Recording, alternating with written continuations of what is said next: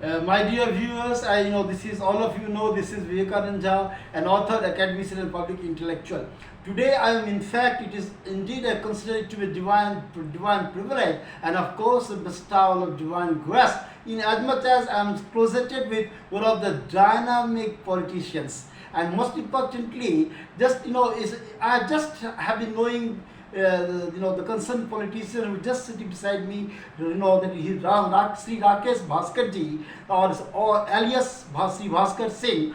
Just I have been knowing him for quite some, just few days, but most importantly, few of his personality traits indeed had caught my attention. One of the prominent features of his personality has been, which is very much apparent from his face, and that is that it reflects in his keeping locks, which is absolutely unconventional, or you can say unusual for a politician to grow locks. So when I asked him straight away as to why he is growing or he is keeping locks, he says that it is a sign and symbol of Hinduism, as well as a sign and symbol of the concerned mission and vision. That has been a very unique response that he has given to my question. My dear viewers, I just came to know from sources that Sri Rakesh Bhaskar ji or Sri Bhaskar Singh ji basically has been a very, very honest man, an honest crusader for altruistic mission. That is, he has been very forthright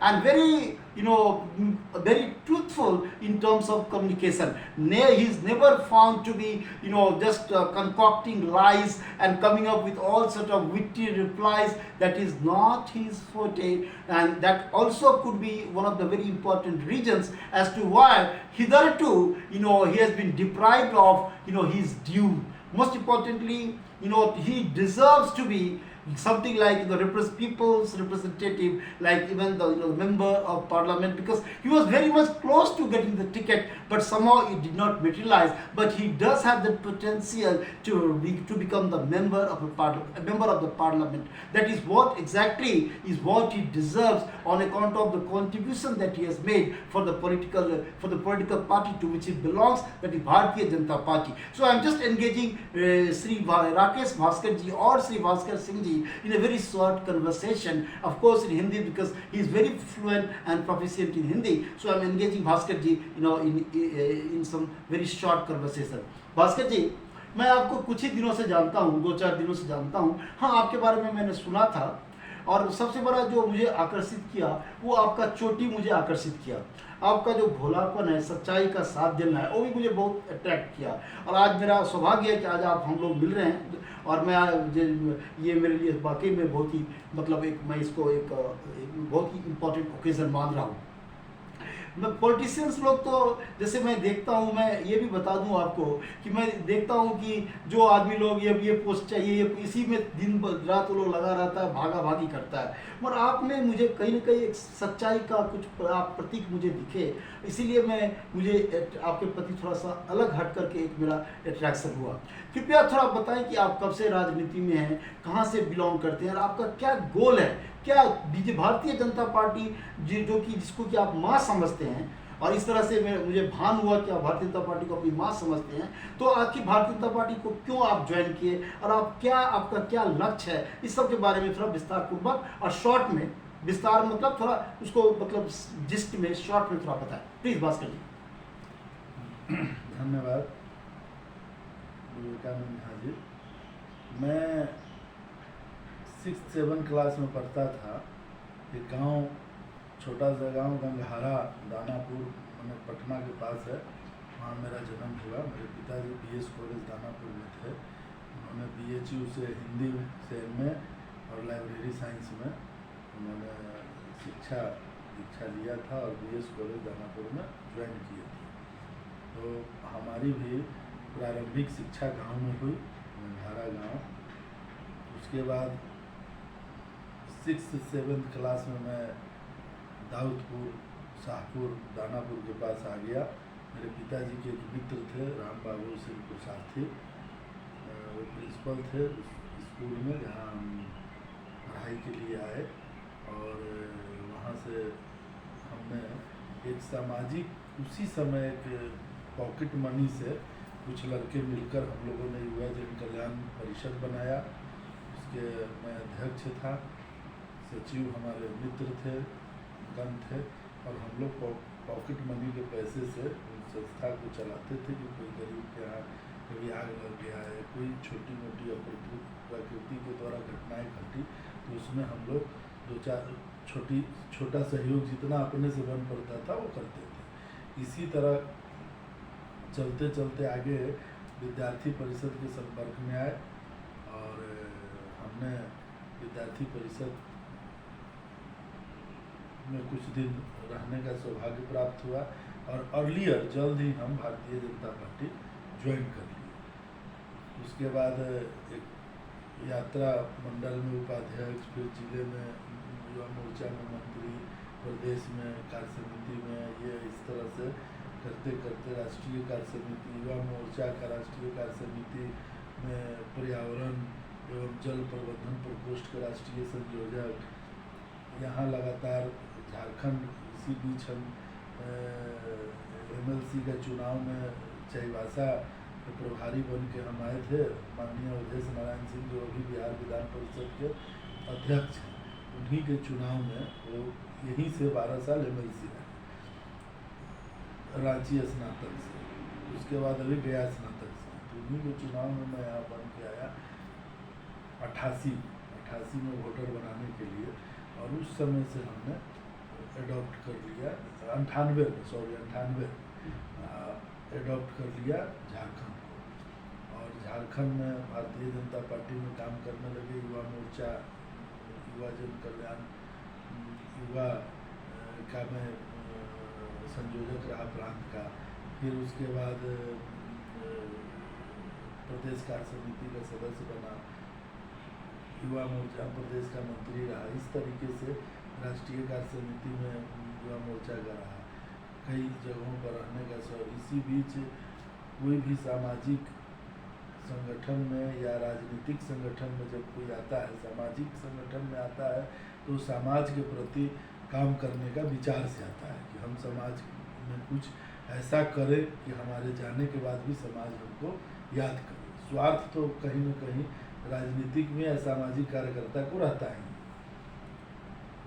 तो हम जब Bharatiya Janata party join किए थे, ये join करने के पीछे Bharatiya Janata party क्यों?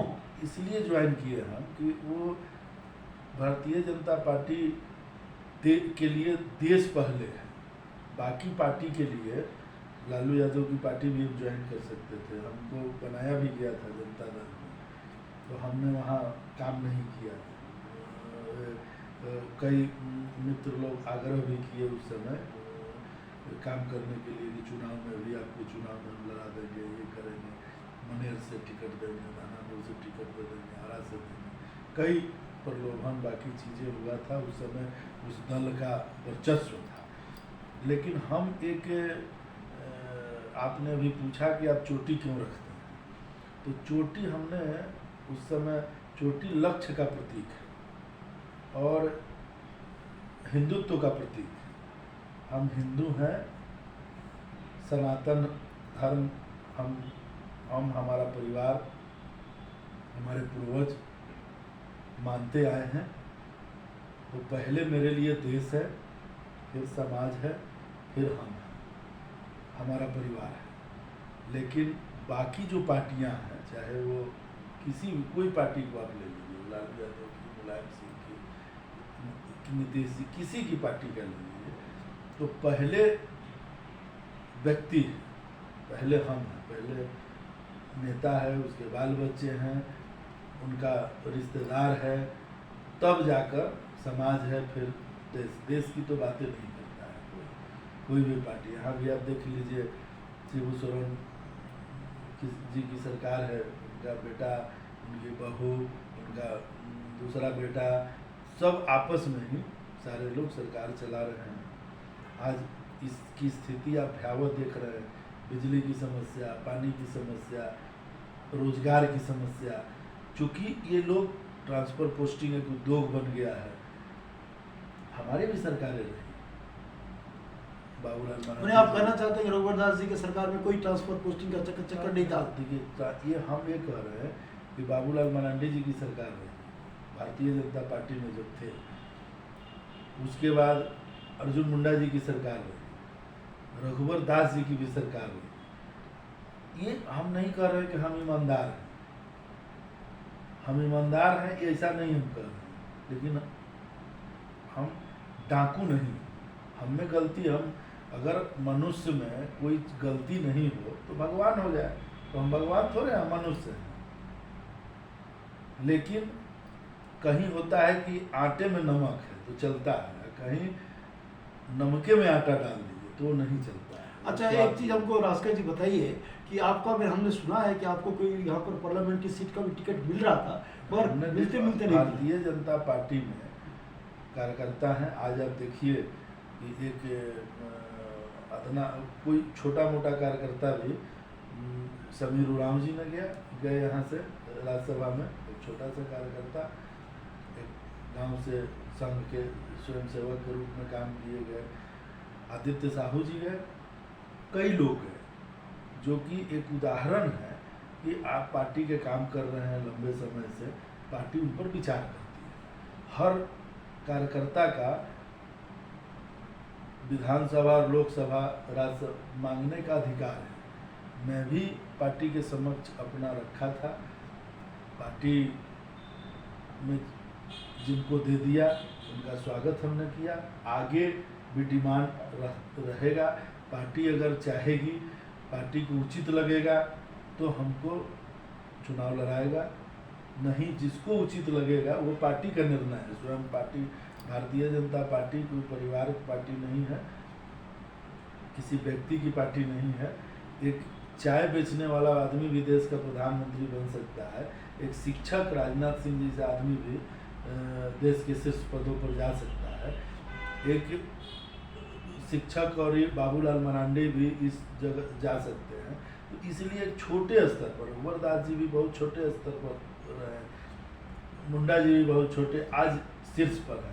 ये भारतीय जनता पार्टी में ही संभव है, बाकी किसी दल में संभव नहीं है। बहुत बहुत धन्यवाद Bhaskar ji. My dear viewers, and of course we have seen Bhaskar ji making his statement. He is a loyal worker to Bharatiya Janata Party, and he has been serving the party with utmost dedication and presuming Bharatiya Janata Party to be his mother.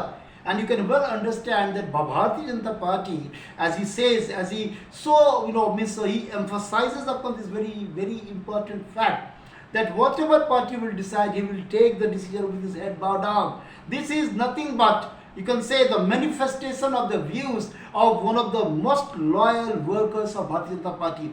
I, Vivekanand Jha, being an author of Delhi Beacons Radha for Namo, the very book which Honorable Prime Minister of India, Shri Narendra Modi ji, has launched on himself in Vibrant Gujarat Education Summit. Thereafter I wrote 56 inches in before 2019 general election, and after the abolition or after the abrogation of Article 370, I wrote the book The Making of Narendra Modi, Unmaking of Jawaharlal.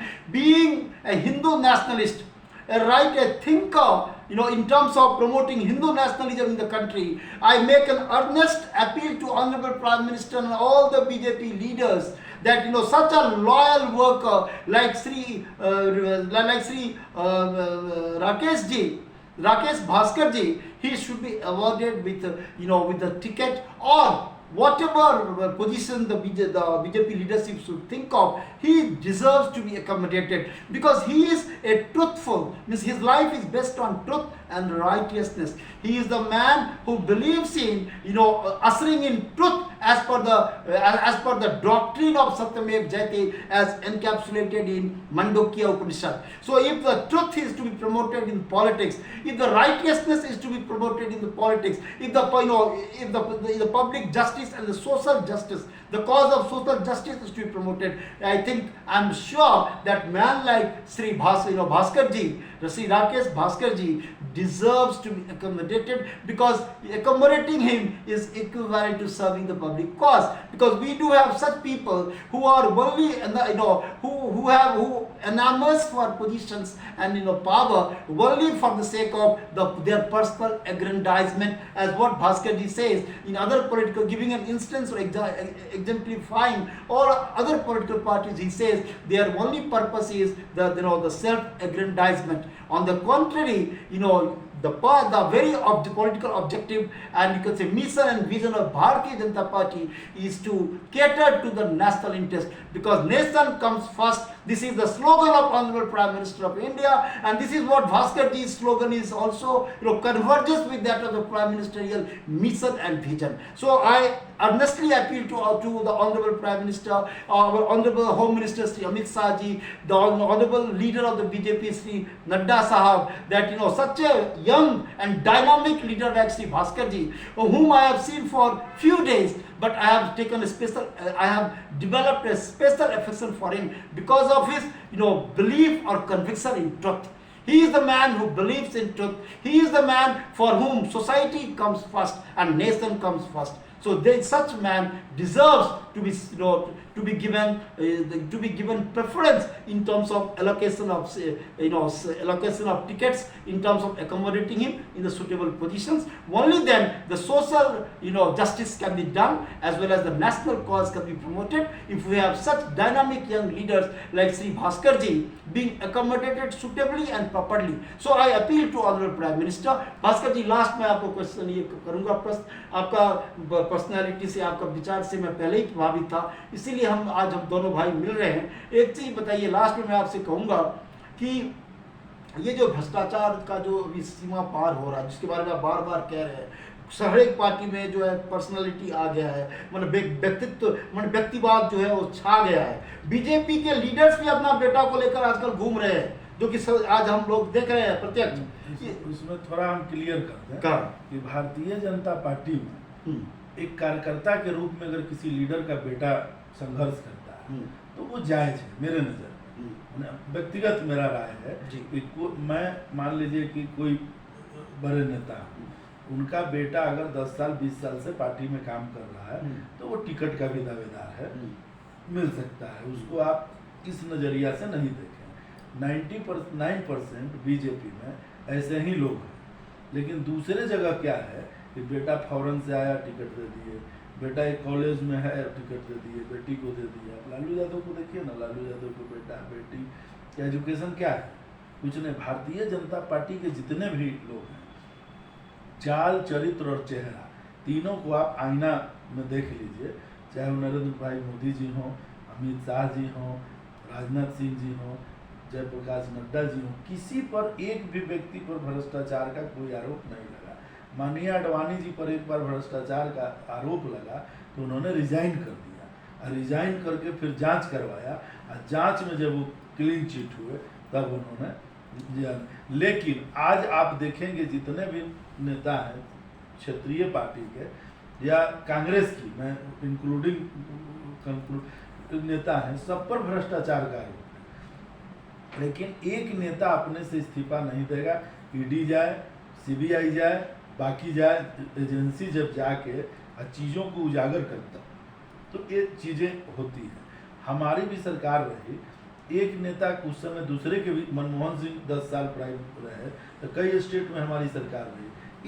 एक state में आप बताइए किसी मंत्री पर भ्रष्टाचार का आरोप लगा? ठीक नहीं लगा. लेकिन नहीं लगा. लेकिन आज आप हेमंत सरकार को देखिए, कांग्रेस की सरकार को देखिए, लालू यादव की सरकार को देखिए, मुलायम सिंह की, सब पर भ्रष्टाचार का आरोप है. फिर भी वो लोग एक थेथोलॉजी जो जो की राजनीति. ठीक है, समझ गया मैं. भास्कर जी, so what my dear viewers, actually what Bhaskar ji has been trying to articulate is very simple. The such of corruption, which has eaten into the vitality of the polity.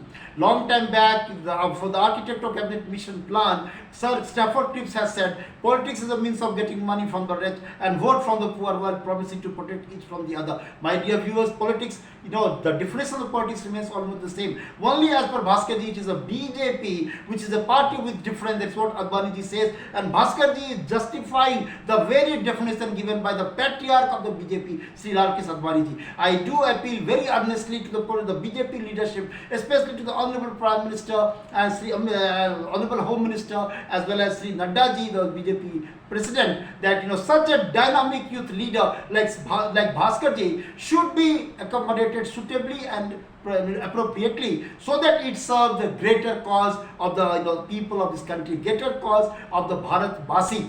So because Bhaskar ji believes in Jai Hind, that is in Bharatiyata. That is why he joined BJP, because he says that for him Bharatiyata is supreme.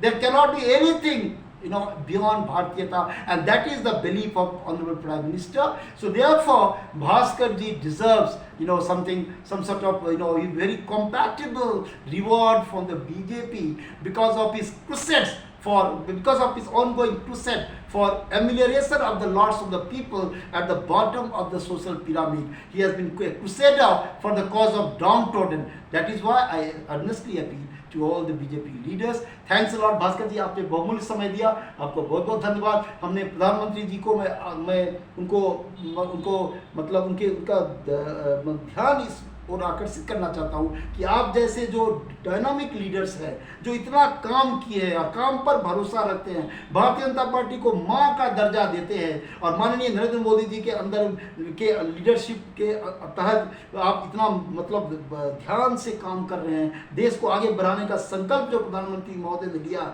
उसको आगे बढ़ाने में जुटे हैं. आपका जो है भला हो. आप भारत, आप रांची के मतलब जनप्रतिनिधि बने, ये हमारा शुभकामना है. और 2024 में आप इलेक्शन भी लड़े, ये भी मेरा एक आपको शुभकामना है. Thanks a lot. बहुत बहुत धन्यवाद.